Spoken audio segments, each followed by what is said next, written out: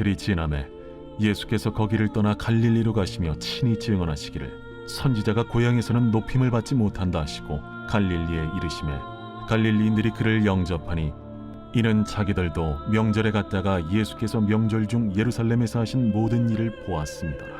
예수께서 다시 갈릴리 가나에 이르시니 전에 물로 포도주를 만드신 곳이라. 왕의 신하가 있어 그의 아들이 가버나움에서 병들었더니 그가 예수께서 유대로부터 갈릴리로 오셨다는 것을 듣고 가서 청하되 내려오셔서 내 아들의 병을 고쳐주소서. 하니 그가 거의 죽게 되었습니다. 너희는 표적과 기사를 보지 못하면 도무지 믿지 아니하리라.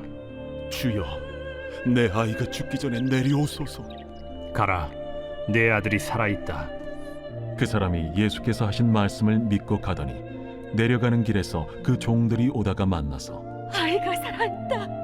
하거늘 그 낳기 시작한 때를 물은즉 어제 7시에 열기가 떨어졌나이다. 그의 아버지가 예수께서 내 아들이 살아있다 말씀하신 그때인 줄 알고 자기와 그 온 집안이 다 믿으니라. 이것은 예수께서 유대에서 갈릴리로 오신 후에 행하신 두 번째 표적이니라. 우리가 신자로서 산다는 것은 하나님께서 믿음을 우리에게 주셨다는 겁니다. 그래서 오늘 또 그리스도인들은 그 믿음으로 사는 거죠. 그런데 오늘 본문 말씀을 읽어보게 되면 신자가 가지고 있는 믿음이라는 것이 두 부류로 나누어질 수 있겠다 생각을 해볼 수가 있습니다. 첫 번째 믿음이라는 것은 예수님을 믿는 믿음입니다. 두 번째 믿음이라는 것은 예수님께서 가지고 계시는 능력으로 인해서 예수님이 보여주시는 기적을 믿는 믿음입니다. 비슷하지만 분명히 다른 내용의 믿음인 거죠. 예수님을 믿는 믿음이라면 내 소원대로 예수님께서 능력을 행하시지 않거나 응답을 주시지 않아도, 그래서 물론 우리가 사람이기 때문에 많이 실망할 수 있을 수는 있지만 그래도 여전히 예수님은 나에게 선하신 목자가 되시고 여전히 나는 그분을 신뢰하고 믿고 그분을 의지하고 사랑합니다. 내 뜻대로 되지 않더라도 말이죠. 왜냐하면 예수님을 믿기 때문입니다. 하지만 예수님의 능력 때문에 드러나는 그 기적을 믿는 믿음이라면 내 소원대로 예수님이 능력을 행하시고 또 기도의 응답을 적극적으로 보여주시면 막 기뻐합니다. 그렇지, 기도하니까 되는 거야. 하지만 기도한 대로 마음의 소원대로 매어 달렸지만 예수님께서 응답을 보여주시지 않거나 능력을 나타내 보여주지 않게 되면은 근심하게 되고 의심하게 되고 왜 이렇지? 내가 기도가 부족해서 그러나? 헌금을 더 많이 바쳐야 되나? 아니면 내가 밤을 새서라도 더 간절히 기도해야 되나? 이런 식으로 율법주의적 생각을 가지기도 할 것입니다.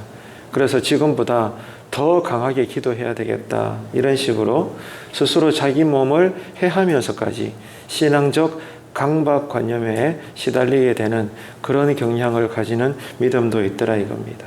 분명히 차이가 크죠. 같은 믿음인 것 같은데, 그러면은 이런 것을 볼 때 여러분들께서 지금 가지고 계시는 믿음은 전자입니까? 후자입니까?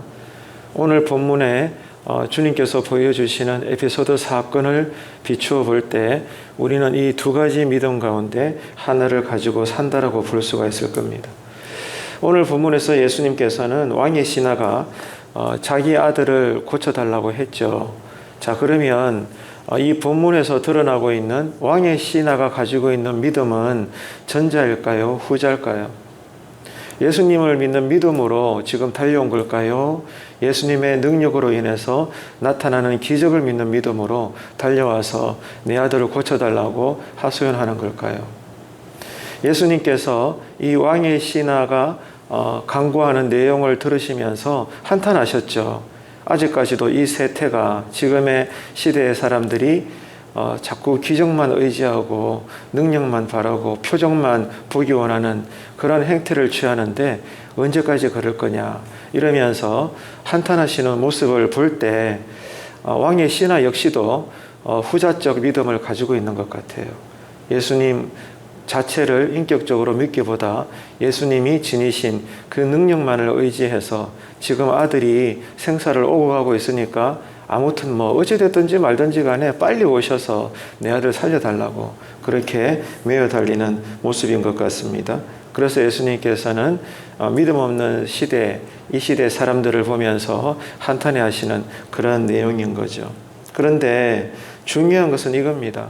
오늘 본문에서 우리가 중요하게 봐야 될 것은 그럼에도 불구하고 예수님은 그의 간구를 들어주셨다는 거예요. 분명히 예수님은 한탄하셨어요.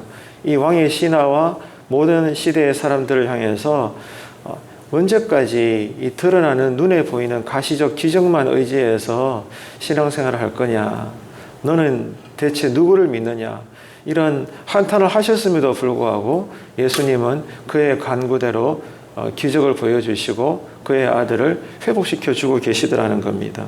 비록 온전하지 못한 믿음이지만 그의 간절한 기도의 소원대로 왕의 신하의 아들을 고쳐주시고 더 나아가 이것을 계기로 그의 모든 가족들이 예수님을 믿는 그러한 놀라운 거룩한 역사까지도 일궈내는 예수님의 그러한 모습을 우리가 지금 읽고 있는 겁니다. 주님은 우리가 때로는 부족한 믿음으로 간구할지라도 들어주시는 참으로 자비롭고 은혜로운 분이시라는 것을 오늘 본문을 통해서 우리는 알 수가 있는 거죠. 자, 그렇다면 이런 사랑을 우리가 받고 있다면 오늘 또 우리가 어떻게 살아야 되겠습니까? 우리 역시도 주변 사람들을 대할 때 그 사람이 완전하지 않을지라도 오늘 또 우리가 주님의 사랑으로 주님의 그 모습처럼 우리도 너그럽게 그를 품을 수 있고 또 이 하루도 끝까지 기다리고 그와 함께 발맞춰서 삶을 살 수 있고 신앙을 또 이어나갈 수 있는 서로 간에 그러한 사랑의 공동체, 기다려주는 공동체, 품어줄 수 있는 그러한 믿음의 삶이 되어야겠습니다. 그래서 먼저 성숙한 자들의 믿음과 사랑으로 인해서 아직 미숙한 사람들의 그 믿음이 자라날 수 있도록 그래서 함께 발을 맞추어서 하나님 나라를 일궈갈 수 있는 오늘 이 하루가 되어야겠습니다. 그리고 예수님께서는 이렇게 왕의 신하가 이렇게 간구하죠. 급합니다, 예수님. 그래, 지금 우리들에게 화를 내시고 한탄해 하시고 다 좋은데 그건 둘째 문제고 빨리 지금 오셔서 죽어가는 내 아들 살려달라고 1분 1초가 급하다고 이렇게 매어 달리지 않습니까? 그래서 직접 내려오셔서 빨리 치료해달라는 이 왕의 신하의 긴급한 요청 앞에 예수님께서는 어떻게 하셨어요? 응하지 않아요. 왕의 신하의 말대로 그러냐 빨리 가자 이렇게 예수님과 왕의 신하가 종종 걸음으로 달려가지 않습니다. 어떻게 반응하십니까? 그냥 말씀만 하시는 거예요. 이 시대의 사람들의 믿음 없음을 한탄하시면서 왕의 신하도 빨리 재촉하는 그 모습 앞에 예수님께서는 말씀만 하십니다. 너의 아들이 살아났다. 걱정하지 말아라. 믿음으로 돌아가라고. 이렇게 말씀만으로 능력을 보여주고 계십니다. 무슨 말입니까, 여러분? 당장 내 눈앞에 확인되어지는 기적과 또 이 표적이 드러나지 않더라도 우리는 주님 앞에 어떤 신자로서의 모습으로 살아야 되는가 이 사실을 우리가 생각하게 되는 것입니다. 비록 예수님의 말씀이 내가 원하는 방법대로 내가 기대하는 시간 안에 기적을 보여주시지 않고 응답하시지 않고 능력을 나타내지 않으실지라도 그러나 우리가 할 일은 뭐예요? 예수님의 능력과 기적이 아니라 예수님을 온전히 믿는 믿음이라면 끝까지 간절하게 예수님께서 이미 우리에게 들려주셨던 그 말씀을 우리가 또 붙잡고 오늘 이 하루의 현실을 우리가 견뎌내는 것입니다. 그리고 여전히 주님이 나와 함께 하심을 믿는 것입니다. 그래서 이미 주님께서 우리에게 주신 말씀이 있으니 그 말씀이 이루어질 줄로 믿고 오늘 또 믿음으로 오늘이라는 고난과 이 괴로움과 고통을 우리가 잘 견뎌내고 정면 돌파할 때 반드시 하나님께서는 우리에게 믿음대로 역사하시고 응답하시고 은혜 주시는 줄로 믿습니다. 그래서 이 삶을 여러분 가정에서 또 모든 삶의 자리에서 살아내시기를 바랍니다. 오늘 이 본문에서요, 주님이 원하시는 것은 한마디로 말하자면 하나밖에 없습니다. 간절한 기도입니다. 오늘 본문의 교훈은 이거예요. 간절한 기도가 살아있는가, 이것을 말씀하시는 겁니다. 간절히 기도한다는 것은 무슨 뜻이겠습니까? 비록 온전치 않은 믿음일지라도 어쨌거나 주님을 믿는다는 뜻이에요. 주님을 믿기 때문에 달려왔고 아들 죽어감을 살려달라고 애원했고 매어 달리는 것입니다. 결국 믿음의 문제라는 거예요. 그렇다고 해서 우리의 이 기도가 늘 기적으로 일어나는 것은 아니겠죠. 하지만 중요한 것은 뭐예요? 우리의 믿음과 기도가 부족할지라도, 주님 보시기에는 온전하지 못할지라도, 그러나 그런 미숙한 믿음을 가지고 기도했던 그 통로, 이 기도의 통로를 통해서 주님은 충분히 능력을 나타내시는 은혜로운 분이시다, 그 말입니다. 우리가 소유하고 있는 믿음이 이 겨자씨만큼 작을지라도 여러분, 이게 중요한 것은 아닙니다. 우리에게 중요한 것은 이 작은 겨자씨 같은 믿음이라도 이 믿음이 누구를 바라보고 있는가. 나에게 크기가 문제가 아니라 작은 믿음일지라도 그 믿음이 있다면 이 믿음이 누구를 바라보고 있는가. 온 우주보다 크신 그 말씀만으로도 온 우주를 지으신 만군의 여호와 하나님을 그 믿음이 바라보고 있다는 거예요. 그래서 믿음이 기적을 일으키는 것이 아니라 그 믿음이 바라보고 있는 주님께서 이 믿음을 통하여 우리에게 주님 원하시는 뜻대로 은혜를 베풀어 주시고 응답하시고 능력과 기적을 보여주신다는 사실입니다.